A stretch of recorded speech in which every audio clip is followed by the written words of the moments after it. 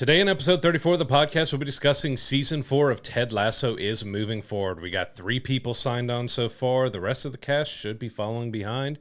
But for the fans of it, the Acolyte will not return for season 2. We'll discuss, especially even some new information that came out, which is pretty curious about a very famous actor that was almost in it.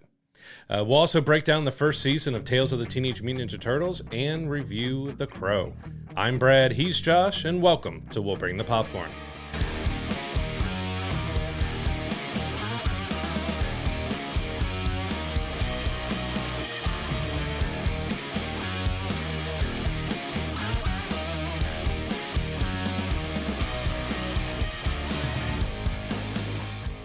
Before we jump into the news this week, don't forget to hit the like button on this video. Subscribe to our YouTube page so you can get all these videos and content that we post as soon as they drop first thing Monday morning. Also, don't forget to go to our social media accounts, follow us there, leave some comments there, and also join us on Discord. We're in there pretty regularly. We love to hear, your thoughts on the movies you're watching. Come have those conversations with us. And if you're listening to the audio podcast, we would love if you left us a rating wherever you're listening to. It's going to help us out a lot, and we definitely appreciate it. Absolutely. So we want to jump into the news now this week. Peacock came out and announced that they were talking about working on a Field of Dreams remake with the creator of The Good Place. Now, Field of Dreams for us is, it's one of our favorite, type baseball, heartwarming type movies that Kevin Costner made back in the day. And he had a very interesting actor signed on to play the main actor in this film that I wasn't really expecting. Yeah, of course, because he's doing everything now. That they had Chris Pratt signed on, but he apparently abandoned it pretty early on, and that caused the whole thing to fall apart. But it might be a good thing. I mean, Field of Dreams is one of those that feels like you probably shouldn't touch. Like, it has such a legacy and still has such a following behind it. I mean, it's just something that came out at the right time, done in the right way, and having do a modern remake, I just don't know if it'd have the same impact, even though it's baseball. I mean, it's timeless with that, but I don't know. There's just something about it that it would be hard for me to see them remake Field of Dreams. Yeah, that's a tough one. I mean, the original has left such a big impact on so many people. I know I really resonate with, having a catch with your dad, that kind of thing. Both of us, no longer having our dads with us, that it holds a special place for us. I still kind of tear up when I see that at the end. It's just like, God, he just have a catch with his dad. It's awesome. But yeah, I mean, even like the field itself is still like preserved, and it's a tourist attraction here in the U.S. If you go out to Iowa, like you can do it. MLB has even embraced it, and they do a game every year out there, like adjacent to the site, and it's just one of those places that has left an impact on movie culture and sports and everything like that. I know you and I have talked about going and taking still on my bucket list. a bucket list trip to go out there and check it out, and maybe even go out there and have a catch together or whatever if we go together. But yeah, it was weird that this thing was even talked about being remade. I know they're, the running joke is they're remaking everything these days, but that kind of felt like one that I kind of agree. I don't think it would have the same impact if it were remade. I really don't think so. Like, I love The Good Place thing. Mike Schur is a great creator. Fantastic and everything. Show. Like, he did such a great job there. And I'm not saying he couldn't have done something good with it. It's just one of those properties that almost like Back to the Future for me. You just don't touch it. Just leave it alone. Let it be.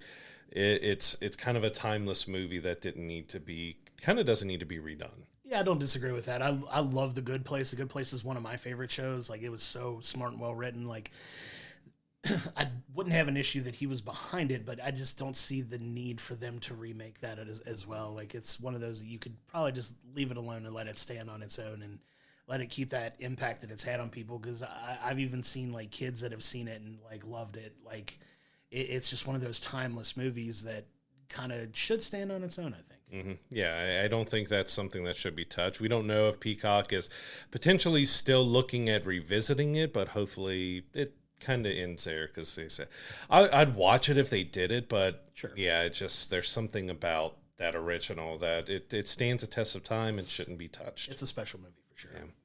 So moving on over to Netflix, Millie Bobby Brown, of course, her star is still skyrocketing from Stranger Things and everything. She's written her first book, which she's working with Netflix to adapt. So the book is called 19 Steps.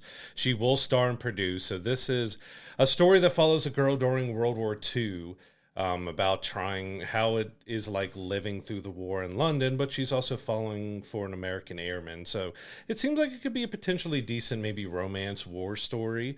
And I'll be curious to see how they adapt that. I believe it's a film that they're doing for it on Netflix, and it'll be fun to see what they do. Yeah, she's kind of the queen of Netflix, really. Mm-hmm. I mean, she's got a few movie projects that are already on there. Obviously, Stranger Things is, if not top 1, top 2 property on Netflix. Like, it's by far their biggest show on there. And I get that they're trying to take this book and turn it into a movie. It was a bestseller when it came out, obviously, with her name being attached to it. Like you said, her career trajectory is just like moving like that. She's doing all the big Godzilla movies and just getting attached to all these big things. So for her to still work with Netflix in this is kind of a big get for Netflix, because she could really branch out and move beyond it if she really wanted to. But she does seem to have this really good working relationship with him. And I'm kind of excited to see what this adaptation of this book will look like, because she does do a lot of those period timepiece type stuff with the Enola Holmes movies and things like that. So I think she really works well in that type of setting. So, putting herself in this book that she's written, I mean, who better to star in something that you've written about than yourself, right? Yeah. So she really would understand that character and kind of really bring it to life on screen. I'm excited to see what they do with it. And it's also and she's a young woman now. She's married. Yep. So getting into seeing her doing more adult or serious stuff. So doing a romance in a war movie. Yeah, it feels like Stranger Things just started and she was a young kid, but no, she's a young adult now. And it sounds intriguing. I haven't read the book or anything, but it sounds like it could be a pretty good film if they adapt it right. But yeah, to have the writer also be the star and producer of it, you hope that they can't go wrong with it. Right, and we'll see how that goes. I know I definitely plan on getting the book and reading it before the show comes out to do kind of a side-by-side comparison to see how faithfully they adapt the book. But, I mean, if she's written the thing and she's in it, you got to figure she's going to make as faithful an adaptation of it as she can. I'm excited to see how good it is and see what it looks like when it comes out, for sure. But I want to really jump into the story that I'm probably the most excited I've been about a show renewing in a long time. So we both love the show Ted Lasso. It's one of our favorite series of all time. The way season 3 left off, it was kind of ambiguous as to whether or not it could continue or if it was like a definitive ending. And we were okay with that. We were like it's a wonderful series. We love the show so much. There's so many amazing and well-written characters on that show. The content of the show is amazing.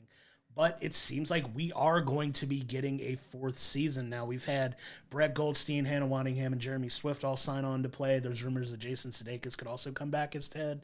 But the way they left Ted, he kind of could have, maybe show up in bits and pieces, but it's probably not going to be a main character in this. But looks like we are going to get some continuation of this story, and I couldn't be happier. Yeah, because they definitely ended it, but left it open, and it was one that was weird because neither, Jason and Brett and all of them are kind of talking like this is it.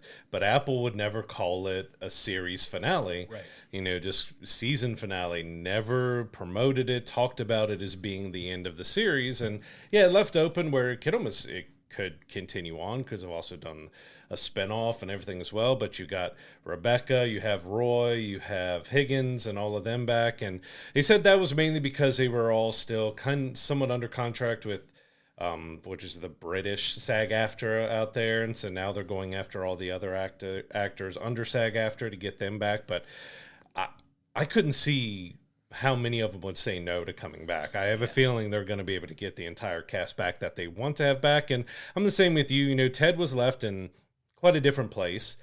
His will probably be a little pop-up just to have him maybe some phone calls, or we'll just get to see how his life is doing back in America. I don't see them bringing him back over unless it's maybe for a visit because they're doing something for him or something like that. But I can't see them moving him back and having anything else, because I think that would also hurt it to just okay, well, you left, you went back to America, well, we need you back over here in London, and just forget about your kid, and potentially rekindling that with his ex-wife, because we didn't see the fiance or anything in the finale there. It was just him and the wife and the son, so we kind of left open that are they trying to figure things out? So there's still a lot that they can do within this universe, and that's with having Brett, who is Roy Kent, but he's also one of the main writers on the show, to have him be one of the early sign-ons back for this is a good sign because, you know, he was crucial to this show being so good from not only acting, but writing. And, you know, Jason, of course, is a big part of the writing and the story as well. So as long as they get him on board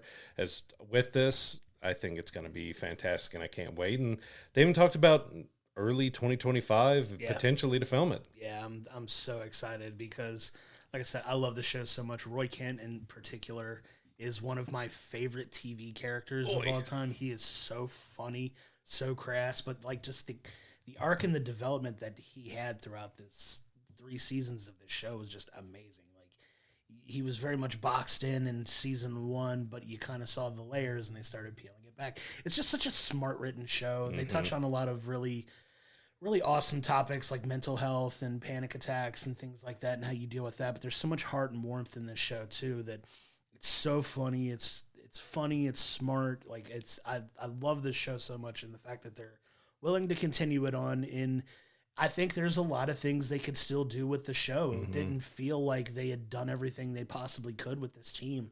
Now you have this opportunity to take, you know, FC Richmond and, you know, see how they perform without Ted and how they, you know, navigate stuff. And there's all these other threads that these characters can go down that you haven't really fully exhausted yet. And the fact that they're bringing the show back, it just warms my heart. And I'm so thankful that they're like coming back to it.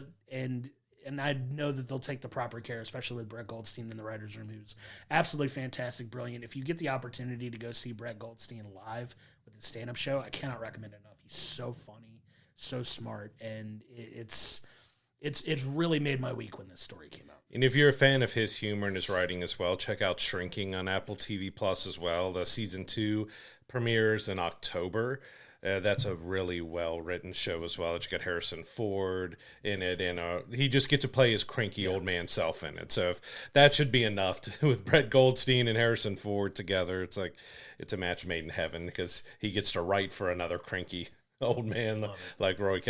I will still find myself just, if I need a laugh or something, picturing in my head of Jamie and Roy riding the bikes together, and just because he is such the straight-laced guy, and just to see him, he's learned, and then he just rides right off the road. Legitimately one of the funniest TV episodes I've ever seen. It's so funny. I was laughing so hard in that episode. It's so good. It's one of those that it's another one of those rewatchable, re-bingeable shows, and I've been turning some people onto it that hadn't seen it because it is on Apple. Apple's one of the, it's not the biggest streaming platform, but it is by far their biggest show, and you know it's won so many accolades, and rightfully so. It's a very easy watch if you haven't watched it, especially season 1. Season 1's only about 10 episodes, and they're about 30 minutes each. You can roll through it very quickly. Even when you get to seasons 2 and 3, most of the episodes are just a little bit longer than that.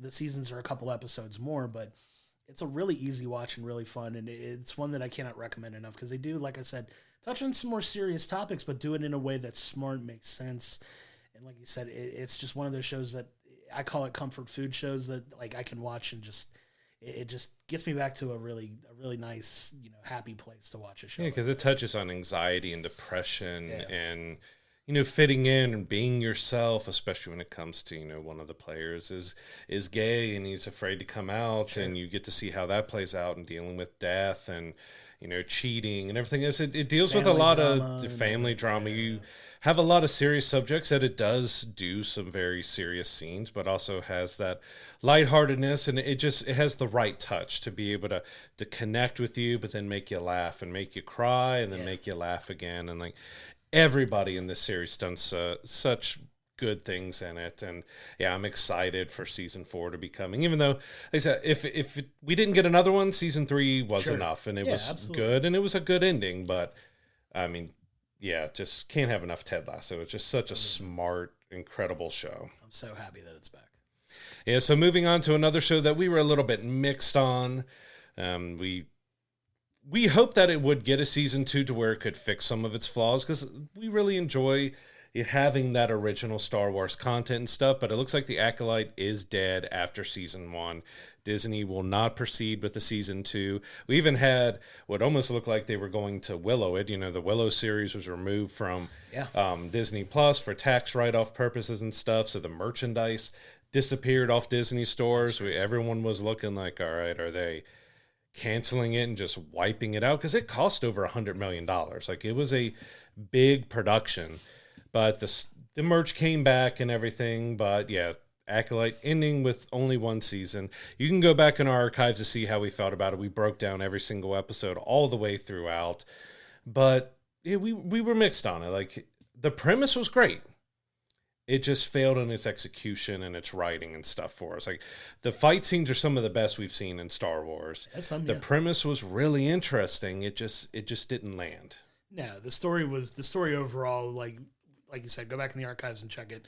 It didn't deliver in the ways that it needed to. The pacing wasn't good. The writing, the dialogue was not very good, but they did get some of those things right. Like you said, I think it has one of the most incredible, like, death scenes in a Star Wars property in this show. So it's not for lack of that. I wouldn't be surprised if eventually if it did get willowed, and it sucks that willowed is like a verb that we have to use when it comes to Disney Plus. But if you know the story of that, like you mentioned, where they just completely just cut it off the network and off the streaming service, wouldn't be surprised if the Acolyte met the same fate, especially if people aren't watching it. Like, a lot of the vitriol around the show on social media, like, wouldn't surprise me if they just cut it out completely, because even when they announced, like, these stories started breaking that, you know, it wasn't coming back, and you just go and you just look through the comment section, it's just celebrating, we did it, we got it out of here, like, it's not coming back, thank God. I hate seeing that. Yeah, like, even though we were mixed on it,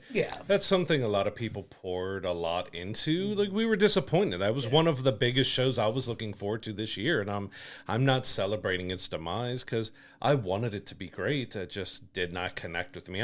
I'm happy for the people that really enjoyed it and had fun with it and stuff, but it was something I just could not connect with. Agreed, and it just speaks to a lot of the toxicity on the internet. And the running joke is nobody hates Star Wars more than Star Wars fans. Yeah. And that's especially true in this property, because if you disliked it, you really disliked it. And there were people that enjoyed it. I like to look in things in like a glass half full kind of way anyway.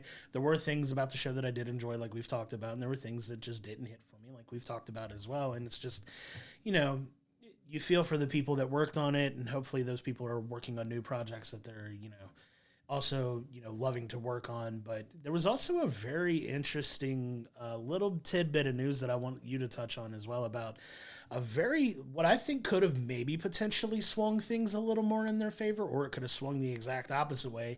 And one of the main characters was almost played by a big name actor. Yeah, Keanu Reeves was in talks to play Soul, which I'm kind of glad he didn't, because it wasn't on the actor at all for why Soul was kind of rough. It was how he was written. Sure. But yeah, Keanu Reeves was in talks for it, but they couldn't make the scheduling and everything work. But Lucasfilm apparently still really wants to get Keanu Reeves into Star Wars somewhere, which I'm all for. I know Marvel is also saying that, yeah, we're trying to find something that works for him, that we could get him into the Marvel Cinematic Universe. So just give me Keanu everywhere. But yeah, it was really interesting that they almost had Keanu, and so you would have had Carrie-Anne Moss and Keanu Reeves back together in a Star Wars property. Mm-hmm. But that'd have been a lot of fun. It would have been a lot of fun, but yeah, with how the story ended up, it's kind of good that he, I don't want to say dodged the bullet, but could have. Yeah, that's what I'm saying. It could have. Thank you. It could have gone the other. It could have gone one way or the other. That's what I mean by it. Like, would it have hurt him had he attached it to something like this that would have been panned, or had people's feelings about the show shifted a little bit if he'd have been attached to it? Because it's a weird dynamic when it comes to like doing stuff for Star Wars. I know they've got some fun properties coming up, with Skeleton Crew getting ready to come out, and then you've also got, wrapping up Mandalorian, Ahsoka, Andor, like all moving forward too. Like, there's a lot of stuff in the TV realm that Star Wars and Lucasfilm are still trying to do, not to mention the reset with the movies that's potentially coming as well. So it's a little disappointing that they didn't get a chance to course correct and maybe fix some things, but at the end of the day, it is what it is, and the show's done, unfortunately, and the 8 episodes that we got are all that we're going to get. And as you mentioned, it actually does seem like there's a shift back to film. So after the sequel, the 3 sequels, they kind of went all in on TV. So we hadn't had that many Star Wars movies in a while now, and now we've kind of seen like the TV side. We don't know if The Mandalorian's going to get another season, or if Mandalorian and Grogu, the film, is it. And, I think Skeleton Crew is supposed to be a limited series. Andor ends with its second season. Ahsoka potentially ends with its second season because we already know there's a wrap-up film that's supposed to wrap up all of the Mandalorian and Ahsoka story points. So it seems like they're moving a little bit away from TV now in the Star Wars verse back to movies, because Mandalorian Grogu, you have the Rey Jedi training movie that's going to be coming out. So I guess it might be a sign of how it did, but also maybe their commitment to TV is not as much as they were looking for, and they're going back to trying to do big set piece films instead of TV shows. And they may find out that's what works best for them, right? Because all those movies make a ton of money when they come out. So I get maybe leaning back into that. And I appreciate that they took a little bit of time off from making movies to kind of let those things breathe and tell some of these stories in TV that I really enjoyed. Andor, I enjoyed Ahsoka, I love Mandalorian, like all that stuff. So they've definitely gotten some stuff right in the TV realm, and maybe they're trying to shift back towards movies again, which I'm all for. It seems like we're moving away from, a lot of people's complaints is, Skywalker stories are going to, hopefully go away, and we kind of start exploring other pockets of the universe in the Star Wars, realm that you could touch on, and we're starting to get a lot more of that on the TV side, and maybe that'll bleed its way into movies too. And that's why I was so excited for the Acolyte, because it was something new. It was back in the High Republic era, and we're seeing the dawn of the Sith and everything else, but it didn't give us a lot of deep lore. What it gave was a little bit of a mess. It didn't let us explore that older universe of where the Jedi are prominent and everything else. Like, we got small interior shots of a Jedi temple, and we got running through forest and stuff. Like, we just didn't get a whole lot of world building to bring us into this older, bigger Star Wars universe. It was very contained, and it just felt like it was lacking, and that was really disappointing, because like I said, it was one of my most anticipated shows of the year, and it just didn't work. And you can look at, especially at the finale episode, that I said I want to see him do a season 2, so maybe they can course correct that. They can work on some of the dialogue and storytelling problems that they had and tell us something really neat and interesting, because they have the Darth Plagueis, storyline that was possibly going to be playing out. Sure. And we still had a lot of mystery to unfold with, especially with the Jedi in the temple and everything else. But unfortunately, fortunately, depending on how you're looking at it, they're not going to get a chance to do that. Yeah, and that is what it is. Like you said, we have these shows that we're, psyching ourselves up to see and hyping up, and they can't all be hits, right? Mm-hmm. So it's one of those cases. This very much wasn't. This was very panned among a wide majority of the people that, love Star Wars or say they love Star Wars. There's a fun topic of conversation to have about that. But at the end of the day, it's one and done. It's over, and now we're moving on to the next property, which is going to be Skeleton Crew, which we are also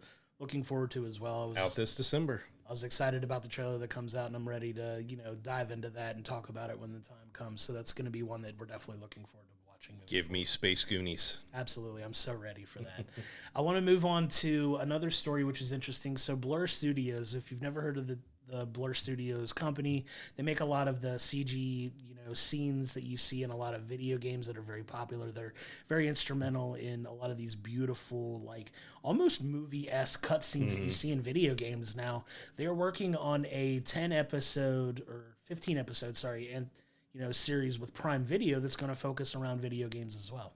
Yeah, that was kind of a surprise when we started seeing it, that we had like Dungeons and Dragons, Warhammer, Unreal Tournament, got Mega Man in there, even Kratos from God of War. Yeah. So we don't... One that it looked like Ghost of Tsushima. I don't know if it was or not, because we also got Sifu and some others. But yeah, they're taking a lot of game properties and making this anthology series out of it. I'm really looking forward to it, because like you said, they're really known for some great visuals with these cutscenes and everything. They also did Love, Death, and Robots on Netflix already, so that this is their second series that they've worked on, and I'm looking forward to that. Trailer got me really interested to see. I mean, a lot of it we didn't give a whole lot away. Like, you get to see a little piece of each video game and some action, and some of the special effects with fire being shot. I think it was like 2 mages or something going at each other with magic, but I'm looking forward to it. I think this is something really interesting, and maybe it'll spawn more of this, that I think their God of War series or film is still being talked about happening. Yep. We have Gears of War has been rumored to get a movie or a series for a long time. There's a lot of games that have potential to be great, either TV series or films.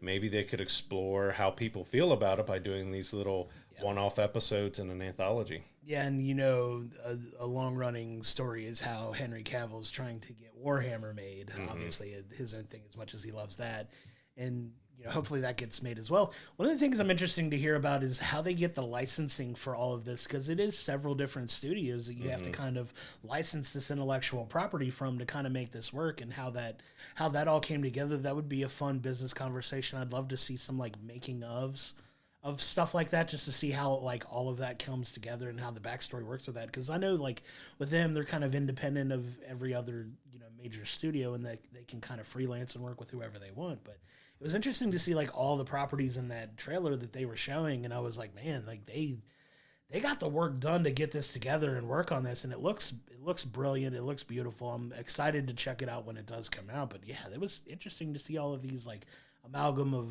all these different properties kind of coming together for the series and trying to see how it works. Yeah, because they showed off logos and titles that would be included, but some of them you don't exactly know how many, because PlayStation was just, God of War was just listed as PlayStation Studios. So we don't know how many properties from PlayStation are going to be in there, but there's one that was kind of interesting that we'll have to wait and see if it is him, but I believe it was looking like Armored Core.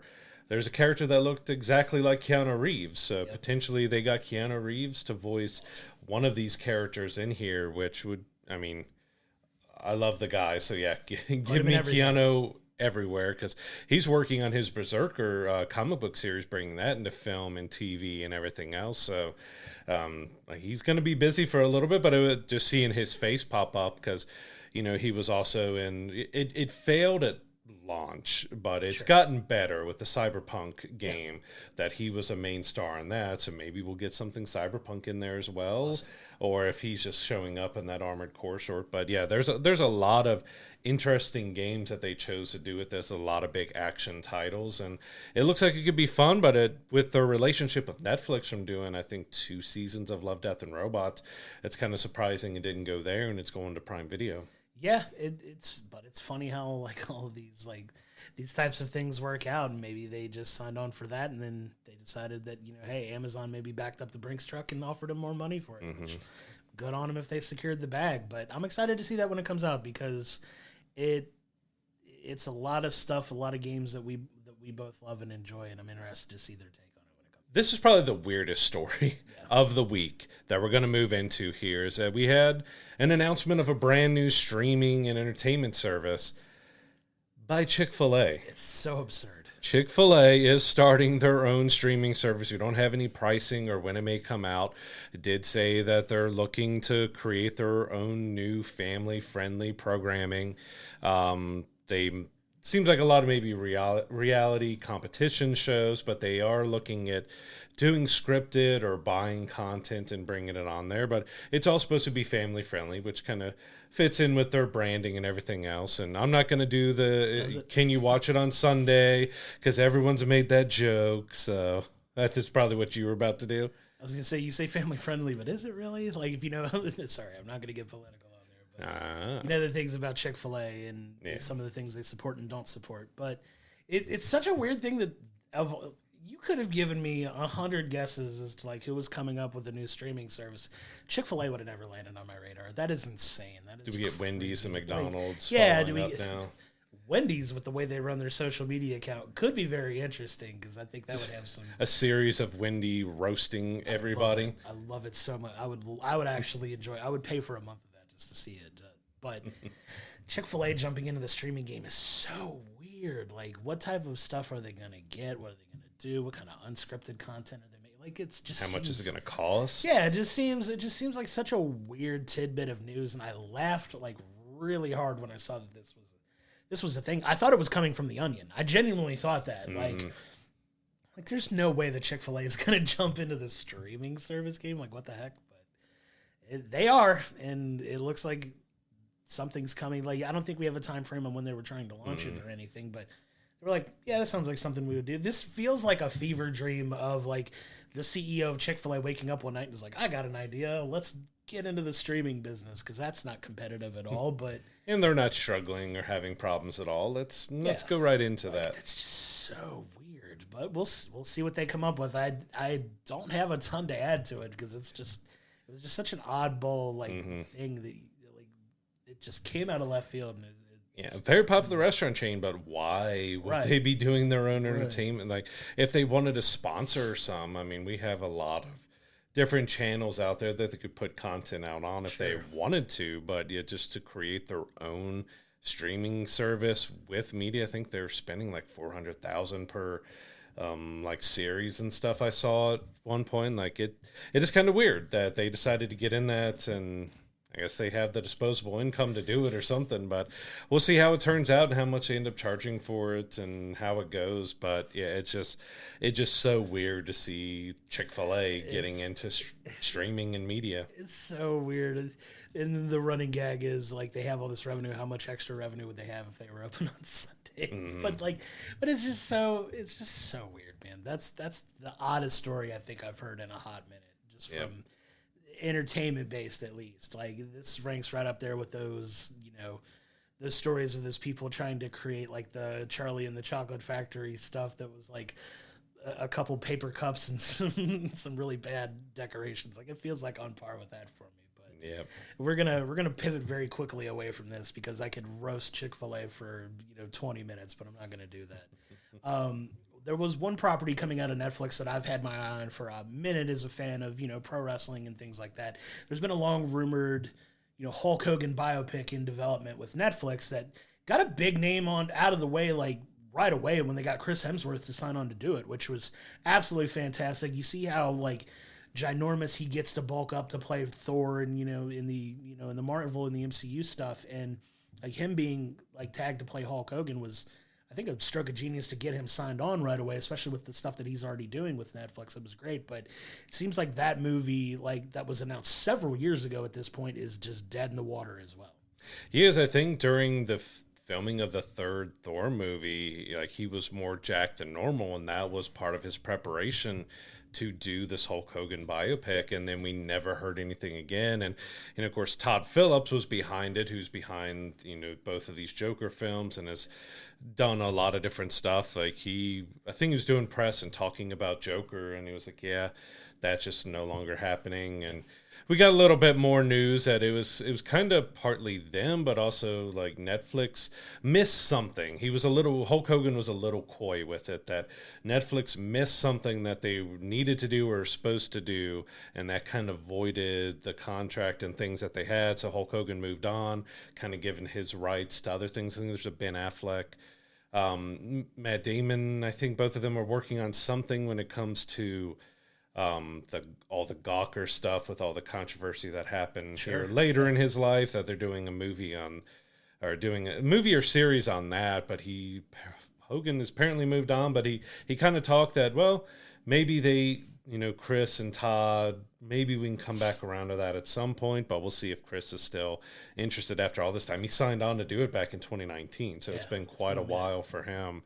I think he signed on about the same time Blade was signed on for, and we don't have either of those yet. It comes back to Blade, doesn't it? It always comes back to Blade. With good reason, make the movie. Yeah. For God's sakes. But yeah, it's one of those things. I know, like, in part of that press junket as well, Todd Phillips did mention that this upcoming Joker film is also going to be the end of that story. It doesn't appear they're going to be going back, but we all know how Hollywood works. If this makes a ton of money, never say never. We didn't think there would be a Joker 2, and here we are. But he did feel like that was going to be the end, and maybe if they do move forward, he may not be attached to it, which I don't want to see because he's done such a good job with this, and we're very much looking forward to that Joker film as well. But I'm kind of glad that they're moving on from this Hulk Hogan property now after like several years of just not getting it done. And it's not to say, like, as a fan of pro wrestling, I loved Hulk Hogan. Hulk Hogan was a big reason of why I got into wrestling, as millions of other people did. But the man's not without his, own controversies as of late. So it's probably a good idea for Netflix PR-wise to kind of get away from that a little bit. But, at the end of the day, it was a film that a lot of people were hyped about and looking forward to. It's just not getting made now. Yeah, especially having Chris Hemsworth playing him is interesting to see, because big deal. he's Australian. Let's see how he does Hulk's, I'm going to say accent, but the way he speaks, he's got a very unique way of talking, especially when he's in character and everything. And he was, like, as I said, go back and look at the third Thor movie. Like, he got ginormous, and part of that was to be Hogan. And yeah, it's also got to stink for him to be putting all that work physically for himself, even though it worked out because he was doing Thor and stuff, to kind of like, well, I put my body through more than I've ever done before, and to kind of lose that, and not because he's doing it for a role. I mean, these guys put themselves through so much for a role, and then never have that happen. Because we know, especially with the National Geographic series and all the stuff he's done, he's talked about just how his health and his life and how it is trying to bulk up and play these roles all the time can be demanding on you. Yeah, it must be terrible to be in that good of shape. No, I'm just kidding. But yeah, the things you hear about those guys doing, and when we get to talk about The Crow, I want to talk about some of the stuff that Bill Skarsgård did to get in the ridiculous shape that he got for that. Like, the things those actors put their bodies through for those types of roles is absolutely phenomenal. Yeah, like the diets and everything absolutely they do. Insane. Like, one of the infamous ones is also Hugh Jackman and what he has to go through to get ready for Wolverine and all that stuff. Like, there's a reason why these guys, by a certain point in their lives, stop taking those types of roles, just because of the physical toll that it takes on them. And like, even like to kind of back up that, one of the big ones, Batista, like, has come out and said, also like former wrestler, like now, doing all these Hollywood films, is like he stopped doing Drax. He wanted to stop playing Drax because of the ridiculous stuff that he had to put through to get himself in. And this is coming from a pro wrestler who made his living off of getting his body into a very specific, shape to do what he did. So the stuff that these guys put themselves through for these types of roles is incredible. I'm facetious when I say it's hard to feel sorry for them and they look as good as they do, because the hard work pays off. These guys get in absolutely ridiculous shape, and like, more power to you. But man, that's tough, man. Like, especially what they do in filming, because a lot of them come out saying if they know like they're gonna have a shirtless scene showing off the muscles, like they'll dehydrate themselves, so you get like more of the veins popping, and it makes their muscles look bigger. So they put themselves physically through a lot. Like, they're good looking and fit and everything, but there is a lot of strain mentally and physically that they put on themselves to do these roles, because even that you don't even think about, like they're pumping before they start filming to make their muscles look bigger. And like I said, dehydrating themselves or not eating, and so they can keep themselves slim, because you see so many of them after they're done filming, they'll put up pictures or something with their stuff in their face. With, I think it was with Superman in it, he did a video of him just eating a giant brownie afterwards, because they basically almost starve themselves. They eat basically, I think, like chicken and rice for 6 months or whatever it takes them to get ready. So they put themselves through a lot, and I'm sure when Chris bulked up to be like Hogan, like that had to be some extra hard workouts, because I mean, it seemed like his arms doubled in size. They really did. And like you mentioned that, like, kind of when they move on and have their like cheat days, I want to have one of those epic Dwayne "The Rock" Johnson cheat days. If you ever see him post about his cheat days on social media, where he's just like going insane, I'm like, how can one person eat this much food? But you see the the stuff that they do for themselves, and it's crazy. So like, good on them for putting in that work. But man, like that's tough, man. That's tough strain that they do for themselves. Yeah. So if you were looking forward to it, that Hulk Hogan biopic is no longer happening. We'll see if it ever comes about in a different way, because I'd say that the whole Gawker movie that they're doing about his controversies doesn't sound that appealing. The biopic is the one that sounds the best, because you're going to be looking at the wrestling world and his time as a wrestler, and this is more afterwards and all the stuff he did. And so we'll see if that turns out to be all right or not. And if it bombs, they could come back to like, all right, Chris, Todd, let's get this Hogan biopic back on. Right, because he is like such an important figure in the history of the business, right? Like, he's one of the biggest reasons why it is as mainstream and popular as it is worldwide now. Is he's a very big part of that. So a biopic for him would, hopefully eventually get made. Feelings about his later in life controversies aside, the man was an epic figure in pop culture, and like, I'm genuinely surprised we haven't gotten one already. But maybe eventually they'll come around to it. I would have loved to see if they touched on the movies and stuff he did and see him like Chris Hemsworth dressing up for Suburban Commando or one of his like jankier, crazier films and stuff, just to see him like bring back those costumes and everything else. Like, it could have been a lot of fun, but I guess we'll see if it ever happens from here on out. Get that Thunder in Paradise. Get that Thunder in Paradise piece in that movie. Go for it. Let's do it. So moving on to our TV breakdown of the week, we have Tales of the Teenage Mutant Ninja Turtles Season 1. So this, as it was announced when the Teenage Mutant Ninja Turtles Mutant Mayhem movie came out, that they were creating kind of a universe now. So we've got video games and the TV series, other movies. And so this is kind of our first continuation of this series. So it takes place 2 months after the movie.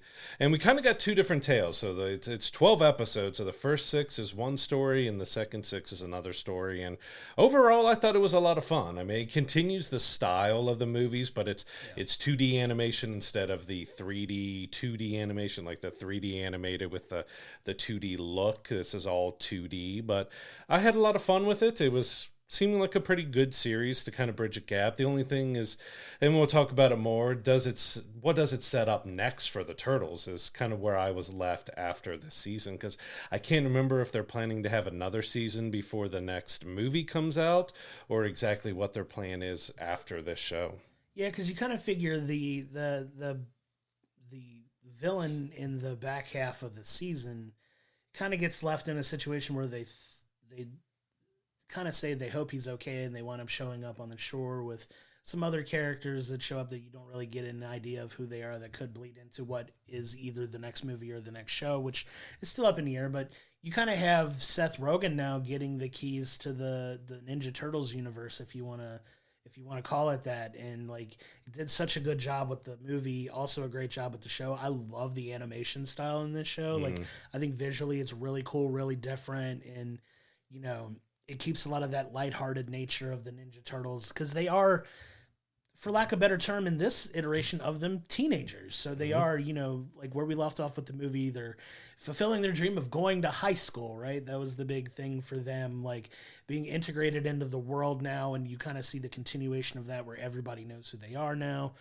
And then you get, like you said, what is essentially 2 different story arcs in the course of a 12-episode season, where the front half of it I thought was really solid, where each turtle kind of got their own episode to kind of branch off from this event that's happening and having their own perspective on where they go after this, you know, initial fight that kind of scatters them about the city, and they go on their own journeys before they ultimately wind up coming back together. And it's a lot of fun, because you get each individual turtle their own episode to kind of really shine and, you know, have their own, you know, different things going on. And it's a lot of fun. Like you said, I really enjoyed it because, like I said, the animation style is great. The story is a lot of fun. It keeps a lot of that lightheartedness that we really liked in the movie, and kind of keeps that throughout the entire season. Yeah, it's like you said, with the individual episodes, you got some growth and the characters kind of determining really who they are, because Michelangelo, you know, questions, so, well, Donnie's the tech guy and Leo's the leader and Raph's the tough guy, like, who am I? Like, and they go through that, and same thing, Donnie's like, well, I'm the tech guy? Like, what made me be that? Like, I didn't exactly come out and say that all I care about is technology. So they got a little bit of growth in there with that. And yeah, the first half is about a villain called Bishop that shows up. She has these mechazoids that we get her backstory as well, which it's very much tied to the movie, and what happens and why she's coming after the Turtles is based on something that happens in the film. And it was a decent storyline that comes with her, and she kind of ends in a way that you leave her open that she could come back as a villain, or is she going to be good? Like, we kind of left, she was kind of still in the middle, But overall, I liked the first half. The second half was decent as well, but it kept that same structure. So it was good and bad in that same way, because you get kind of an opening episode with all of them, then you get the individual turtle episodes, and then you get, you know, the setup episode to the end, and then we get everyone back together again, because they both follow that same structure. But, you know, it did have a different story. The second one's dealing with the East River 3, so these are mutant fish that, you know, again, were created after the movie, after, you know, Superfly was dumped into the river and everything. They become these mutant versions of themselves, but they're struggling on, well, they're not wanted in the water anymore. What can they do on land? We got some like mob and other stuff mixed in there, but it was kind of interesting. But I mean, you've got the whole city is flooding and there's rain going on and the sewer is flooding. But probably the most interesting thing of this whole series was, I guess they couldn't get Jackie Chan back, or maybe they just thought it would be funnier this way, is that Splinter doesn't really speak. He speaks vermin, so he's just making little squeaking noises, or for the second half, he's kind of, everything is narrated by Raph. So it's like Splinter is speaking, but it's Raphael talking through him. And it was interesting and it was funny, but it was that standout, like, oh yeah, I guess you couldn't get Jackie Chan to return. Yeah, and it was a little jarring at first, I'm not going to lie, because I figured, like, worst case scenario, they don't get Jackie Chan, they get, like, a different voice actor to kind of play him for the series, which is fine in some cases. You kind of wish that they could all make it work, but you do have the 4 turtles, and even, you know, the wonderful Ayo Edebiri, who does the voice of April O'Neil, which we glowingly rave about her from The Bear, if you're aware of that. She does play April O'Neil in the movie and in the show, and all 4 Ninja Turtles, who were the voice actors in the movies, play the same characters in the show. So you get a lot of that continuity, but like obviously Jackie Chan's probably the biggest well-known name out of everybody there, and he was not on this. But it was a little jarring at first when he starts talking. I'm like, oh, who's gonna do it? And then he starts speaking vermin, and you're like, oh, that's funny. Like, that's actually really funny. Like, you can't get him, so this is... It was an intriguing, interesting way that they got around that problem. Yeah, it was funny, but you even get a little bit of development with Splinter in this, too. Like, there's definitely some absurdities that you get from, you know, it being a TV show and, you know, being a cartoon. And, like, my favorite is the relationship between Bad Finn and Splinter, because...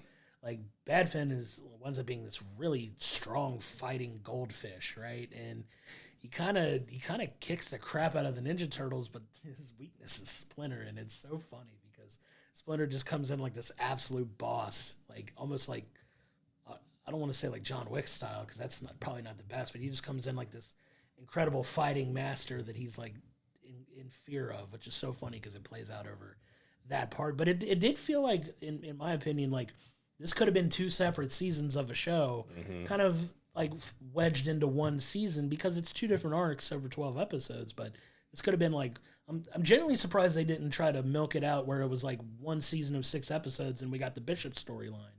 And then you come back later with season 2 and it's the East River 3 season. Yeah, because it was 2 very defined, separate completely stories. Detached from each other, but in like a continuational type of way. But it felt like they could have been their own entities, which is, I'm surprised, like, to Paramount's credit for putting them together, like making this season like 2 different story arcs. Like, you rarely get that anymore with those types of things. If anything, it had been 12 episodes of the Bishop storyline, even. Like, you would think that it would go that way, but I loved it. I had a lot of fun with it. I know it's getting a lot of praise as well. Like I said, visually, it's awesome. Like, the story is a lot of fun. If you loved Mutant Mayhem, I think you'll really like the continuation of this story too, because it does kind of move some things along and sets up what could potentially be an interesting season 2. You don't know where we're going as far as which is coming first, the movie or the series, but I think I remember, if I'm wrong, I could be speaking out of turn here, but I thought they said they were doing like 2 seasons of a TV show before the movie, but I can't go back and remember. I'll have to go back and look it up again. Lack of preparation for coming in here and talking about it, but I could have sworn we mentioned something about it being like 2 seasons before they do a movie again, which makes sense because I'm sure it takes significantly longer to do the movie, animation type stuff, and they're probably already working on it, obviously. Oh yeah, but like, it takes a little bit longer to make the movie so that we get the TV show in the interim while they do it. Maybe we have enough for 2 seasons worth. We don't know. We haven't seen like what's coming up next and when it's coming, but I'm excited. I like it. It's a fun take on these turtles because it's always been Teenage Mutant Ninja Turtles, but they always feel more adult than they do teenagers. And in this one, they're very much, teenagers, young actors doing the voice roles anyway, but written more like actual teenagers, which is kind of refreshing because we don't really get that. Yeah, this is probably the biggest one out of all the adaptations we've had where they truly feel like young teenagers. Yeah. And yeah, by the end, like I really enjoyed it. I remember this is for kids. It's a Y7 all the way, U7 all the way throughout. So, there's nothing too bad or everything. But it was a very enjoyable series. The only thing that left me, because I couldn't remember or didn't look up if there was another season, is like when they announced this whole universe, I was looking at, all right, so how does this season tie into the next movie or set something up? And it did, but it didn't, because what it left us with is, well, those characters didn't really feel like movie level villains or anything else. And we were also left with a teaser of Shredder at the end of Mutant Mayhem. And of course, well, spoilers, there's no Shredder in this series, but maybe in season 2, if the season 2 happens before the next movie, maybe that's where we get our lead in to potentially setting up our next villain or bringing Shredder into the series and then bringing him out into the movie. Because I was kind of looking for that. Like, yeah, absolutely. What are we setting up for the next movie? And like, well, it was fun, but you didn't really set anything up. So that kind of leads me to think we are going to get season 2 before the next movie, and it's kind of a continuation of that to hopefully build up into it, because these are supposed to be interconnected, right? So maybe when we get to the next movie, you'll get some of these characters showing up in the movie to either help or kind of hinder the Ninja Turtles, because you do see their evolutions as characters throughout this season of like them kind of coming into their own individually and coming back together and working together. My favorite throwaway line, just as like an aside, is the last episode of the season where they come back together finally and they get ready to go off and fight, and you get the dramatic Leo standing on the thing, and they get the very Batman-esque like silhouette shot of him with the lightning coming down. It's like, we could do this together. Like, he's just kind of sounding like that. And then you just get the Turtles in the most Ninja Turtle way possible roasting him like, dude, you're not Batman. Stop trying to be Batman. And he's just like, I am Batman. And then they take off and go. It made me laugh just because I love Batman as much as I do, but it was very, very meta and very funny that, that's the type of tone in this series that you get, and it's a lot of fun. It is very much geared towards kids, like you said. It's a Y7 series, so there's no concern of showing this to kids of pretty much any age. There's nothing too scary or out of the way for them that would really anything to be cautious about with the show. It's a ton of fun, and I can't recommend it.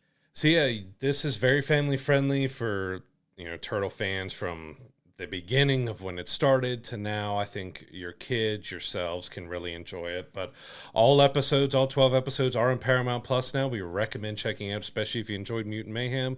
This does continue our journey with the Turtles, and we'll see what kind of setup we get going forward with the potential season 2 and the movie coming out in a few years. Yeah, definitely one that we can't recommend enough. Now we want to pivot to our movie review of the week, which is The Crow. Now this property has generated a lot of buzz over the years. We've had the infamous movie with Brandon Lee, who unfortunately lost his life during the filming of the movie, and it became this mega underground cult like hit that still has a very dedicated following for like the tone of the film and the way that it was shot, the story that it told. It's got a very hardcore fan base, and when this film was announced it was starting to be made, there's a lot of like uncertainty and hesitancy and a lot of like vitriol around like, I can't believe they're doing this. And then obviously it doesn't feel like they did themselves a lot of favors with the trailer. The trailer itself kind of sparked a lot of concern. It's they call it like emo Bill Skarsgård in the film. But I want to kind of dive into this film, and I know you and I haven't really talked about how we felt about this film, seeing it separately. I don't necessarily think it deserves a lot of the hate that it's getting from a lot of people, because there's a lot of things that this movie did, in my opinion, did pretty well, but there are a lot of things that they left to be desired in the story that they wound up telling for this movie. Yeah, I kind of left in a similar way as I did to Borderlands. Like, I didn't hate it, but I didn't love it or anything. Like, it has its problems and its issues, and I think Bill Skarsgård is such a great actor and stuff, but I think his portrayal was a little thin. Like, they didn't give a whole lot of depth, because like we start off the movie where we see a young Eric Draven who has a horse on the farm, I guess he lives on, is wrapped up in barbed wire, so he's trying to rescue it, and he ends up cutting himself. And then we don't see him again until he's in this prison rehab type of thing, but we get no backstory. We get no real information on who Eric is and what he's gone through, because when we pick up in that rehab, he's being bullied by the guards and he's being bullied by other people in there, but we don't get a reason kind of why it's happening. I mean, he's all tatted up, kind of. I mean, it does harken back a little bit to Jared Leto's Joker, a little bit with the feeling of it. He's got that, what I call cyber mullet, looking back at the Cyberpunk series and stuff, of that kind of weird shaved mullet and stuff, which I think in the end, it didn't bother me as much in motion and how he looked, but I just felt the story was kind of thin overall. Yeah. Like, the relationship between him and Shelley was kind of... It sat on it for a little bit before we got into the meat of it, but at the same time, this whirlwind romance that we're supposed to believe that he's willing to give up everything, even eternal damnation, for his soul, for her. I mean, the relationship we saw was drugs, alcohol, partying, all that. Like, we didn't get... I guess, a hopeless romantic that I am, it didn't feel that romance between them, that this was turning into something that would make him go to the ends of the earth and destroy everybody in his path to avenge her death type of thing. Like, their chemistry was all right and what they showed, but it just didn't feel like it had depth to it. Yeah, I mean, this is the stark contrast between the original film and this, right? Because in the original film, you already have them together in, like, this intense love relationship that you get flashbacks to, like, throughout the course of the film to kind of fill that gap in. In this case, this is them meeting in this rehab facility and kind of, coming together and, like, just this whole love at first sight kind of thing, kindred spirit. We're going to break out together and go on this, like, just binge of, sex, drugs, and rock and roll, for lack of a better term. Like, they kind of hot shot this romance between the two of them, and it jumps into that very quickly.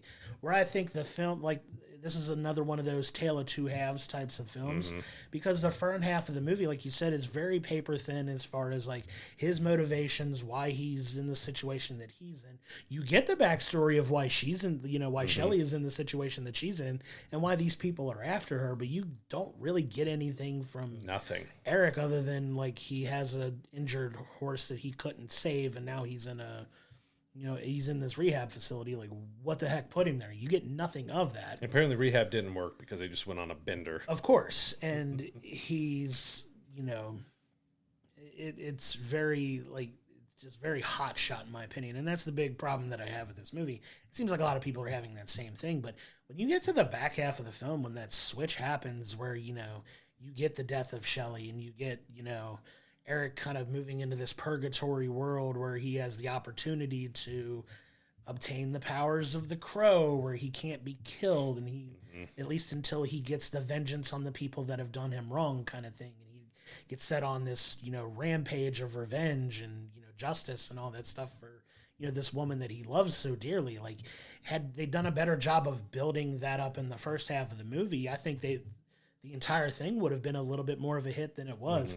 I think the biggest issue that I think people have of it is it does have this Crow attachment to it. Because I think if it stood on its own and you didn't have the Crow element involved and you had almost the exact same story, I think people would probably like it a little bit more than they did. Like, don't get me wrong, the motivations for it are very thin, but when he does, like, absorb into that Crow, those Crow powers, and he's kind of coming back and figuring things out and, like, getting to his revenge. That rampage sequence towards the back half of the movie was really, in my opinion, really solid. Yeah. Like, they do a good job of, like, him, coming to the realization that he's going to feel the pain of these attacks, but it's not going to kill him. Like, he can go and do whatever he needs to do to get this revenge. And they do a good job of, putting him through the ringer in a lot of cases. Especially, like, one thing I really wanted to highlight that I actually really enjoyed was the last big fight scene in the opera house. Like, in the opera house where they go and he finally finds these people that he's, trying to get, to.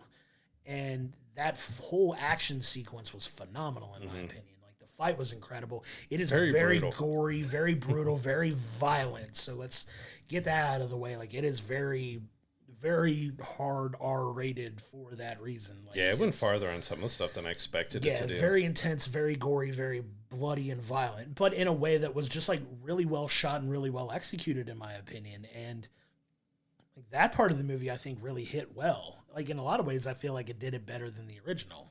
Yeah, I agree with you. As far as that goes. But the overall totality, the story's not on the same par as the original, which is something I think a lot of people have an issue with. That's why I kind of feel like if it was its own standalone, didn't have the Crow label attached to it, I think people would probably be a little more receptive to it. And I think a lot of people, and I kind of did too, it didn't really have that gothic feel that the comics and the original film, because there's, 2 other films plus a series that they've done.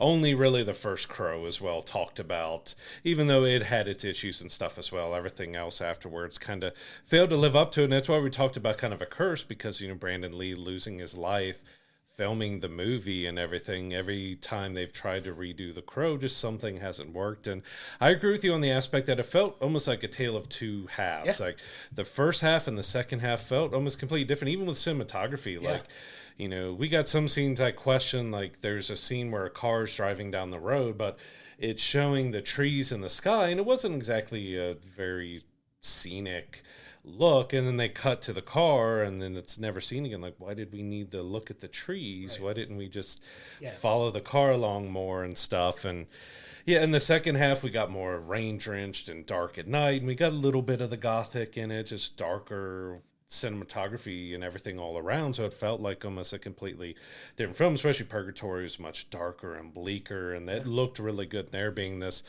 derelict train station and everything, which we didn't get a whole lot on.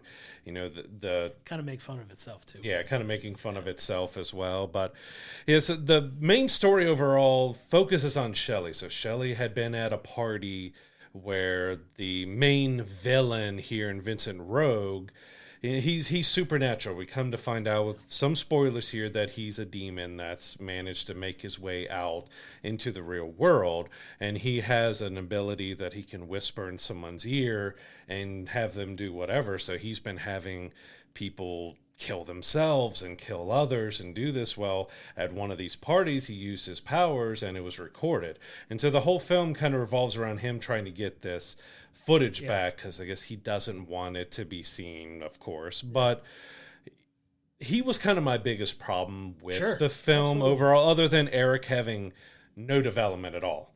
Like, he's just there. He's your main star, but he's just kind of there. You know nothing about him at all. Why would we care? It's giving the supernatural aspect to this character, because in the original comics it's all about gangs, and it's a gang that did this to them. But this is a big, powerful guy who is just going around killing everybody and controlling stuff, but we have no motivation behind him on why. And especially even the whole demonic stuff, we don't really dive into it that much on the explanation on how he has multiple different supernatural powers, but nothing is really explored on what it means and who he is. And even the final confrontation with him was a little bit lackluster, because it did the basic tropes of, you have the person you've been going after and you're just going to monologue with them and talk, and then, something happens. And it was a very thin villain, because we have no motivation on why he's doing it, other than he's a demon who's a demon. Yeah. Like, that's basically it. He's a very thin villain. Like, I think he's played decently well, but I think that's my biggest problem overall with the movie, is just the storytelling was very thin. Like, it did the action great. Yeah.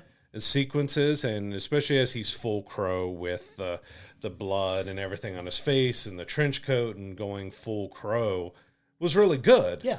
But everything else was just so thin, like paper thin storytelling overall with it. Yeah, if you're looking for a lot of character development, motivation, cohesive plot line throughout the story, like you get a very base level, bare bones like plot, with not a ton of motivation and character development built in. Because at the end of the day, if those things matter to you in the course of telling a story and how you absorb like movies and entertainment, you're wondering, why do I care about this Eric Draven guy, other than, okay, do we have to have a little bit of sympathy for him because he's been bullied and he's had a rough life and he's in rehab? Well, you get no reasoning behind why he's in rehab or how like this horse dying really affected him, other than he has these occasional flashbacks to this happening, and like he has a little bit of dialogue to it, but there's not a lot there. There's not a lot of like, and it's hard in the course of what it was like an hour and 45-minute movie to really have that deep dive into somebody's character like that. But they spent so much time just hot-shotting this relationship to them, like to her dying and him making this call to you eventually get to the point where he thinks he can bring her back, but he discovers very quickly that they're not both going to make it, and he offers up himself for making that ultimate sacrifice or whatever that the Crow ultimately makes. But it just lacked a lot of that cohesiveness and motivation that I know a lot of us look for when we watch these types of movies, and it very much underdelivers on that. For as good as it gets, the action right, it underdelivers in plot development and motivation and character storytelling, to where it kind of comes out and like you feel like in that arbitrary middle ground, like it does this so well, but it does this so little, and it kind of I think will shape your vision of this film based on what your preferences are, right? Because it does very much feel like a middle of the road type thing when you kind of even it all out. Yeah, and I don't think it gave Bill a whole lot to work with. Like, action-wise, he nailed it and did great with, but as Eric, like, he's basically giving short little one-liners to say every now and then, and is kind of very flat with it. And there's also some not meaning to be humorous stuff, like, the Rogue finds out that he is the Crow, that he is able to cheat death, and he sends his goons out to take him alive, but they end up shooting him and everything else, and like, oh, we screwed up. Well, instead of like making sure he's dead, if they believe he's dead, they leave the room and just let him there, and so he comes back and like, oh wait, because like you're basically told this guy can cheat death and you think you killed him. Like, very poor communication. It was kind of like, okay, like it is basic, like I said, tropes, like the villains, goons who just have no brain to them. They're just there to do something and then get killed themselves. Yeah, it was very, very thin in that. But I do want to take a minute really quick to kind of appreciate, like you said, the ridiculous shape that he got in for this. So you can kind of tell with the other movie that he did, Boy Kills World, like he got in a very, very, really like ridiculous shape for these two movies, right? And I was reading up a little bit on like the routine that he had to go through to get ready for this role. Apparently, he was eating just steak tartare and raw eggs to prepare for this movie, which is insane. But it's like just all raw protein to just get himself in the insane shape that he got in for this movie. And make no mistake, like he's tall and just. It's easy to forget that he's like 6'4". Yeah, he's a very tall guy. It stands out when he starts standing next to like FKA Twigs, who played Shelley in this movie. Like you see the dynamic difference in just how tall he is. Because when you see him as Pennywise, it doesn't really strike you just how tall he actually is. But when you get in films like this, he's just like a just ginormous tall man. All the Skarsgårds are just. I don't think there's a Skarsgård under like 6'2". You want to talk about winning the genetic lottery? Those guys did it. Like, good Lord, all of them are just insane and like jacked out of their minds, and good on him. But yeah, man, he looked like ridiculously good shape for this Absolutely. movie. Good on him. Like he has like all the cool tattoos and the cool aesthetically he looked good, especially towards the end, like you said, when he's like full Crow. I think eventually they got the look pretty solid. It's a new look, but he looked good. Yeah, I think they did a good job there, and just the brutality that he fights with towards the end is so brutal. Amazing, and like really well done and really well shot. That's, in my opinion, that's the saving grace of this movie. And had it not gotten that towards the back half of the movie, I'd probably feel very different about it. But it was good enough to kind of bring up what was here and kind of elevate it to like, okay, it was all right overall. And I feel like it's getting a lot of vitriol, and it's not going to make a ton of money. If you look at the early box office returns, I know when I went and saw it, there was only a handful of people in the theater with me, and I saw it in the middle of the afternoon on Friday, which is usually a very busy time for the theater. Our theater was busy; it just wasn't that many people in the showing, which is a little disappointing because, as popular as the original is and was, like you'd figure more people would be out to see it, but this may be one that may do a little better when it gets to streaming services, probably. Yeah, and this is one I couldn't help but go back and compare to Boy Kills World, because if you break it down, the basic storylines are pretty similar. Yeah. It's a young guy who has something tragic happen to him, and he goes on a revenge rampage. Like, it's very similar. Classic hero tale. And then if you gave me an option between watching The Crow again or watching Boy Kills World, I would probably watch Boy Kills World because I found it more entertaining. Sure. Because it was sillier, goofier, over the top, didn't take itself seriously. You know, The Crow was one that was trying to take itself seriously, but it was just so thin on the world building and the plot and everything. Like, when it got to that second half, it got much better, but the villain kind of hurt the end of it because it was just so thin. Like, it didn't really make sense. Did you really need to have a supernatural guy? Could you left it to be more of a mob or gang type of story, like then bringing it in? Yeah. Instead of it just being like a jerk rich guy just trying to, he has a, he gets this girl to kill somebody and he's trying to cover it up kind of thing. Like, you could have left it without the supernatural elements, I agree. But would you feel a little bit different if H. John Benjamin did the voiceover for The Crow as well? That would have been awesome. That would have been fantastic.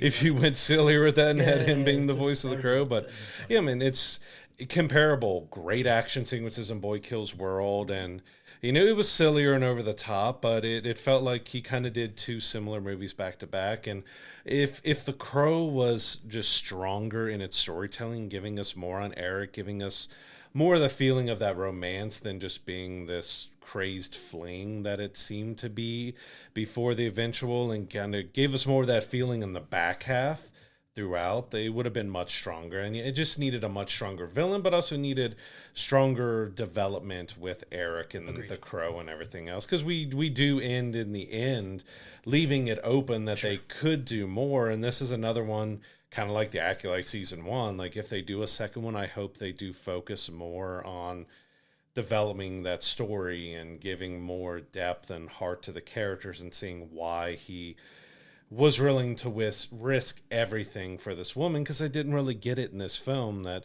you get that they were both kind of misfits, but I think it was more because you don't know a thing about Eric. You know nothing about him going in this movie. Like, we establish he has a house, which is mannequins in a warehouse or something else that they go to, but it's just like there was no development with the villains, with your main cast, other than Shelley. She was the only one who got some development in this movie, and of course she is crucial to the movie switching because of her untimely death. Yeah, and you get more of a background from her just based on, like, you see her mother in this movie. You see kind of like the role that she plays within this whole situation, and her relationship to the person that, is ultimately responsible for her death kind of thing. And you get a lot more of that character development from her with the limited time that she actually gets in the movie versus the main guy who's doing like 90% of the stuff in the film, which just from a pure storytelling perspective, it should have been flipped. You know what I mean? Like, you could have gotten a little bit more of this, like, you get more out of Shelley and who she is than you do in Eric, and you could have spent a little bit more time, in my opinion, kind of going through like some of the stuff that he went through from, this horse thing that happened to where he landed in this rehab facility. And I think it might have changed the tone of the film a little bit more. Maybe had you a little more sympathetic to why is he so quick to fall for this girl and have this, however long this romance was before she ultimately won. Because it didn't seem very long. It seemed like it was a couple weeks or something that they were together. At most, which, whirlwind romances and all that type of thing. But that's the thinness that we're talking about here. And it's a little unfortunate, but like I said, it does such a good job of kind of balancing it out with the incredible action sequences that we did get to kind of bring it back to a more base level, like, you can kind of take it or leave it type film, which I think kind of helped save itself a little bit, because it could have gotten panned for the very thin plot and story development. If the action wasn't as good as it was, I'd probably have a harsher take on this movie than I did. But I think it did a fine enough job in the back half of the film to kind of get it back to that base level where it was like, okay, it was okay. Like, I don't get why people are going to... It's the internet, so, people are going to be toxic regardless, but it's getting a lot of vitriol from some. And then I'm seeing a lot of people who said they absolutely loved it, which is great. I'm honestly a little surprised at how many people I'm seeing, like... Because what I like to do is avoid, like, seeing anything about what people are saying about a film before I go see it. And then once I see it, I'll kind of go back and see, like, okay, with these movies posting their stuff, what's the kind of pulse of the movie, and you're getting very two strong camps, because there are several people that I'm seeing that actually really enjoyed the movie, and then you have the other half who were like, it's not the original, it's trash, it's not, it's whatever, I can't believe people actually like this movie kind of thing. So you get a very very extreme one end to the other kind of dynamic with people, and I think you and I both kind of wind up in that middle ground where it's just like, okay, I could see why people would enjoy it, and I could see why people would have an issue with it. Probably leaning more towards why people enjoyed it. I kind of lean more with them, I think, at the end of it. Yeah, because, I mean, if you go into it, we don't expect it to be like Oscar-worthy, deep type of film. We just want development. Like, there was no character development with Eric at all past he fell in love with the girl, he died, he's going back on revenge. That's it. That's all we know of Eric in this movie. Like, we have nothing else to go on with him. And the villain, he's rich, he controls everybody, he's a demon. That's all the depth you get to him. Like, I'm not expecting something extremely deep, but I love a good story. And The Crow can be a really good, dark, dramatic, emotional, because, most of the motivation behind Eric and, becoming the Crow is how traumatized and how heartbroken and how everything he is. But Bill kind of plays him at the same level all the way throughout. Just like emotionally, he's just almost robotic in a way. Yep. Like, he is just very flat with everything. Or these happy, upset, anything else, he's just kind of the same all the way throughout. Yeah, because he's like, I'm willing to do whatever it takes to bring her back. Not like, I'm willing to do whatever it takes to bring her back. Like, you don't feel that intense, burning passion that you think he would have for somebody who's willing to sacrifice the eternal damnation of his soul to kind of make sure she saves. Like, you don't get a lot of that through 99% of this movie. And that's where I'm like, it felt like, to your point, a little bit robotic and, emotionless to a point, because it's just, and that's not to take anything away from how good of an actor Bill Skarsgård is, because you can see, like, he does the best he can in this, and I think they could have given him a little bit more emotionally to work with. But at the end of the day, we got what we got, and I still enjoyed a lot of aspects of this film, while recognizing that there were definitely a lot of things they could have done better, that they really could have really hit the home run for with this movie. But at the end of the day, this is what we got. Agreed, yeah. So The Crow, in the end, it could have been better. It's really thin on the plot, but it gave us some great action. Bill Skarsgård did the best he could with what he was given. He's a solid actor, but it feel like if the first half was stronger, the second half being what it was would have been much greater, and just a little bit better villain. Even if it was just gangs and mobs and you got rid of the supernatural, it could have given a lot more depth. But The Crow is in theaters right now. You can check it out if you want to see it. Like I said, we're kind of mixed in the middle. We really enjoyed the action and everything with it, but it was a little just thin overall. Go check it out on a cheap day. Go see it in theaters and see what you think. I don't think it's going to have a great, long theatrical run. We've already seen Borderlands is getting like a 2-3 week window before it comes to digital. I think Crow is probably going to be on demand here in September before too long, because it's just not doing good. But if you have any interest in checking it out, go check it out in theaters, see how you feel yourself, because like Josh said, there's some people who absolutely love it. You may think differently than we did. Come to our Discord, come to our comments, talk to us about it. We'd love to see what these different opinions on, because we want to see all that aspect you really liked and you saw it in this way. I'm like, okay, I can see it from your standpoint, and it may not change exactly how we feel, but it's always good to get those different viewpoints on films, because everyone can take it and adapt it in different ways depending on what you're looking for in the film. Are you just there for the action and the violence? Or are you there for the depth and the heart and the emotion behind his driving point to becoming the Crow and doing what he did? Yeah, and if you love the original, give it a chance. Like, there are some parallels between the original, but they do kind of take it and turn it into a different way, which you kind of want in a reboot and a remake. You don't want the exact same film made at the beginning of it, and they do a decent enough job of kind of pivoting from some things, and there's some things that just didn't hit well with. So, like you said, if you get a chance to go see it in the theater, please go see it in the theater as well. But if you want to wait to streaming, that's more than fine too. You probably, like you said, you're probably not going to have to wait very long, because this film by this time next month, you'll probably be able to get digitally and you can watch it throughout there. Not sure where it's going to wind up on the streaming services yet, but we'll have that information come out when it does come through.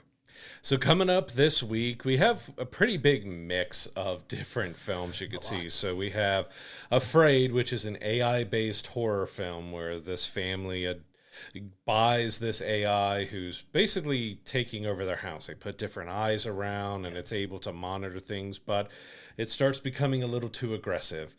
We also have Reagan, which is, quite a bit different than that. So it's telling about, President Reagan and everything there with, was it Dennis Quaid is Reagan? So that's kind of an interesting choice there. And we also have 1992, which is the final film for Ray Liotta. He passed a few years ago, so this was his last acting job that he did before he passed away. And it looks kind of interesting. It's the most dramatic that I've seen Tyrese Gibson doing and stuff. It's kind of a gang, darker story. It looks kind of intriguing, and also, I really enjoyed Ray Liotta as an actor. So to see his final film here, I'm really intrigued to check that out. Right now, our local cinemas don't have it, so I would really like to check it out, but right now we don't have any screenings that we could go to. Yeah, it was a little jarring when I saw it because I actually saw a trailer for this movie while watching The Crow. Yeah, I got the trailer and then I was like, oh yeah, that's right. He did make this was his last film. It's a little jarring to see him on my screen because it's not a recent passing for him. So this is a film 2022, I think. Yeah, this is a film that's kind of been in the can for a minute and looked like they're finally putting it out, which I'm excited to check out as well. Like you said, it's unfortunate that our local theater doesn't have it, at least not yet. But if it does, it's one I definitely plan, especially with the upcoming holiday weekend, to maybe check out another extra movie or something like that and give that one a chance. Worst case scenario, I'll catch it when it comes on streaming for sure. Yeah. On demand, we have Kinds of Kindness on August 27th. So I think it's also got a short span before it's on streaming as well. So I think it's only a few days later before it's on streaming. But this is another one of the quirky films out there that you definitely have to have a taste for. It's not for everybody. Then we have two films that we've reviewed. You can go back and check out our reviews of them, but they didn't last long in theater. So we got Borderlands and Trap both coming on August 30th. And like I said, those are two that we had hopes for. They didn't really work out. But yeah, go back in our archives, check out what we thought of, because we got some pretty deep discussions on both of them. But we also had a surprise drop this past week. So Longlegs, which is done gigantic for a horror film, crossed over 100 million for being a very small independent production here. It dropped on August 23rd on demand, so it just kind of out of the blue, all right, Longlegs is available for you to buy now. I'm like, okay, there was no lead up to it or anything. It was just, hey, it's out. Yeah, and that's a movie that has some very strong opinions about it as well, very polarizing on one side of the fence or the other about it.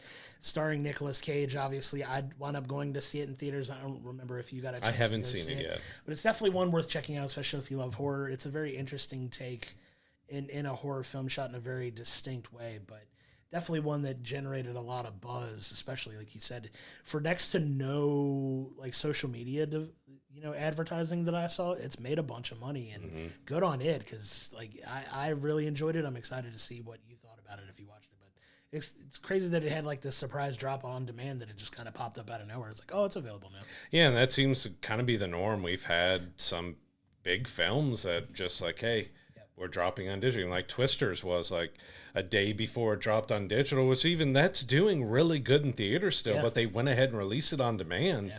It was just the day before, hey, we're releasing it. Here it is. There you go. Okay. Normally there's a build up, so everyone's oh, you know when it's coming. But yeah, we'll see how that affects, because we're not normally like that. We normally know 30 to 60 days after it started, we get it on demand, and then we'll get the physical versions. But now it's kind of just way up in the air if it's going straight to streaming, if we're getting it on demand, just exactly how these releases are going. Yeah, they're bucking that trend, definitely. I think if they see that it's starting to lose a little bit of momentum in the theater, that it's a lot quicker to come out on demand, which may be a smarter business strategy. I don't know the numbers of how those movies tend to do when they get to that point, but obviously it seems to be working if they're willing to drop them as quick as they are, that, hey, we'll try to recoup a little bit more money here by doing it this way. But good on them, man. We'll see, what movies will start to do that more moving forward. Yeah. As we said, Crow probably is going to be dropping within a few weeks on demand, because I think it only, from the early looks, was like $4.6 million domestically for the entire weekend, which is not good. On the TV side, so this series was pretty polarizing to fans. So a lot had some big opinions on it, but The Lord of the Rings, A Rings of Power Season 2 debuts this week with 3 episodes. So they're dropping the first 3 episodes at once, and then we get the rest through, I think, early October when it finally ends. So we'll be checking that out. It's on Prime Video. But over on Netflix, we have Terminator Zero, which is a anime version of the Terminator. They dropped a trailer for it, and it looks awesome. Looks very gory and adult and everything else. So it looks really good. That'll be on Netflix, but both of those drop on August 29th. Yeah, excited to check out Terminator Zero, and I make no bones about the fact that the Lord of the Rings films are my favorite set of movies of all time. You can have your mixed opinions on Rings of Power. I thought the first season was solid, at least towards the back half. It got off to a little bit of a slow start, but I think by the time you got to the back half of the season, like, it started to really pick up, in my opinion. And season 2 is, they've dumped a lot of money into this show, and they're putting a lot of oomph behind it. So we'll see if season 2 can kind of carry that momentum from where season 1 left off with, because it left us in a very interesting spot, and I'm excited to see those first 3 episodes when they do drop this week. And it's pretty big to be dropping 3 hours worth of episodes at once. Yeah, that's a lot. Especially on a Thursday, just dropping, all right, you've got a long weekend, here's time to binge 3 episodes. Luckily, it's coming out over a holiday weekend, so maybe that's a little bit smarter with the extra day that people may have off for that, to kind of jump in and, start watching that show. But at that point, that's going to do it for this week's episode. We're excited to, have these things that we're reviewing coming up. We can't thank you enough for your continued support. Next week, we will be reviewing the first 3 episodes of Lord of the Rings, of Rings of Power Season 2, and we're also going to be reviewing the film Afraid. Excited to check that one out as well, starring John Cho. That's going to be a fun horror film to come back and talk about. But until next time, I'm Josh, he's Brad, and we'll see you next week.